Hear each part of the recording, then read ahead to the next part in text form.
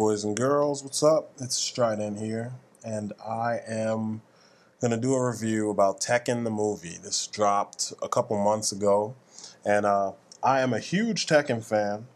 It's my favorite fighting game of all time. It eclipsed Street Fighter because Capcom is just making some strange choices, and I'm just not feeling the fugly new art direction that they've been going with and that ink splatter BS. But anyway, that's another review for another time. But yeah, Tekken is to me the greatest fighting game they've made so far. The characters are awesome. The story is awesome because it takes the stereotypes of fighting games and flips it on its head. I don't like the juggles as much, but you know, whatever. Still, love the game. Anyway, this movie, I saw pictures and I was really amped because the characters that they showed looked dead on, or if not really close, at least minus a couple of them.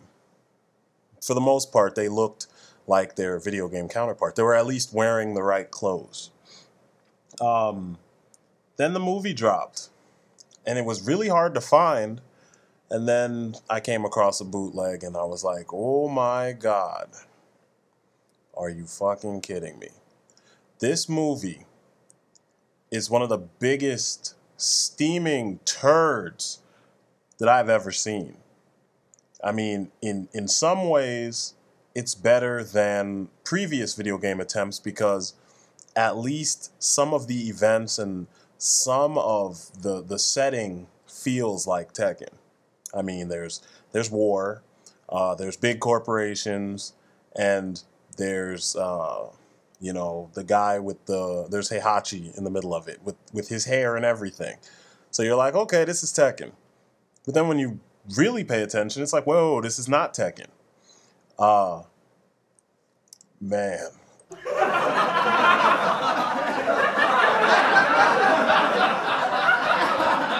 Kazuya. Pretty much Ryu's evil twin. We all know how evil he is and how cool he is. I mean, look at that. He's not this. Not at all. Not even close. I mean, dude needs roids, and he needs to shave his facial hair. I mean, whatever. Then you have this travesty.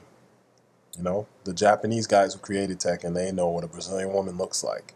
But the people who casted the movie couldn't find a Brazilian actress to fit.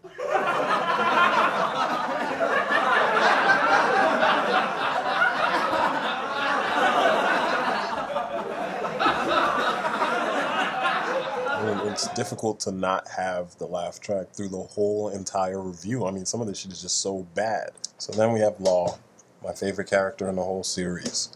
The Man, a parody of this man, Bruce Lee. Everybody knows it, it's obvious.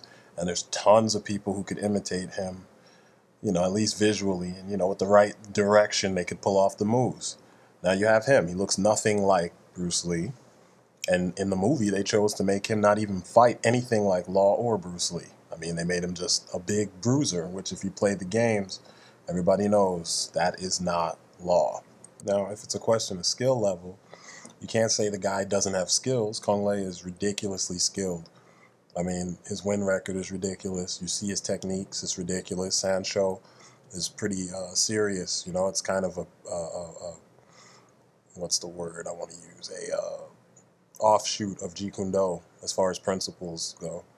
And you could easily just have him imitate the moves, but the director chose not to. And I don't know what he was thinking. This is one of those times where it's just like, the fuck is wrong with you, for real? You know, the directors and writers and the choreographers seem to want to put their stamp on everything so hard that they completely missed the subject matter that they were trying to imitate in the first place. And I mean, what else can we say to that, you know? Only one thing.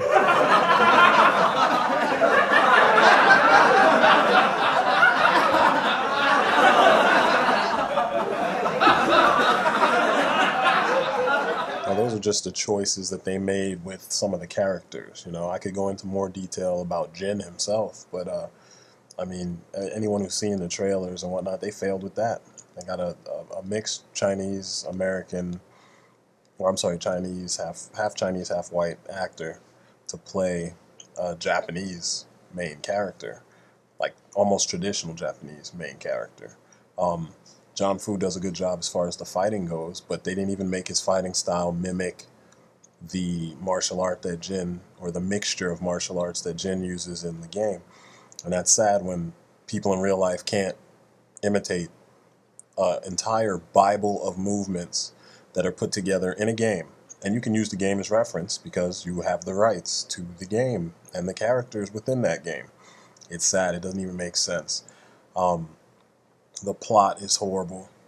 It's like a low budget after school special version of the plot that's in the game. Characters that are pivotal to the series don't really even show up. They got rid of Hwoarang altogether, and Hwoarang was like one of the main issues with this portion of the story. I mean, some people seem to forget, or these guys seem to forget, that this portion of Tekken, which is the part that picks up where Tekken 3 starts, is like 30 years, 20 or 30 years after Tekken 1 and 2. And that's where the whole story actually begins, with the beef with Kazuya and Heihachi. And they somehow managed to skip over that. And this isn't even a prequel. It's not a sequel. It's just a horribly done movie. They made Christy into Jin's love interest. And I don't understand how that works, being that we all know that the person who's been running after him all this time has been Xiao Yu. And she makes no appearance in the movie at all. Kuma makes no appearance in the movie. I don't know. The jacks, they have these guys called jackhammers that are guys in like kendo gear running around with guns, which is just stupid. You mean to tell me you didn't have enough money to just get a bunch of muscle suits and have, you know, tall guys wear these muscle suits and run around and just beat the hell out of everybody? Doesn't make any sense, you know? If you're going to have them in there, at least have them bear some type of resemblance to the source material. So, pretty much you have your generic revenge story with your generic, I see the pretty girl and I want to hump the pretty girl, so she becomes the love interest. You have no twists, no turns. Jin just does everything that he was put in the movie to do, and he doesn't do it that well either. The choreography was actually pretty sad coming from Cyril Raphael. He's supposed to be really good. I mean, we've seen him in District B13, you've seen him in Kiss of the Dragon. The dude is nice. And somehow his choreography in this was horrible. Characters that have signature movements and you didn't even utilize that. I mean, Raven fought like a complete amateur. I've been doing Jeet Kune Do for 20 years and I would destroy this guy. And I know that the actor didn't do any martial arts to begin with, but there are stunt people. And they used stunt people in this movie because it wasn't one of those flicks where they kind of tried to tote it as one of the ones where all the actors do their own work, stunt work.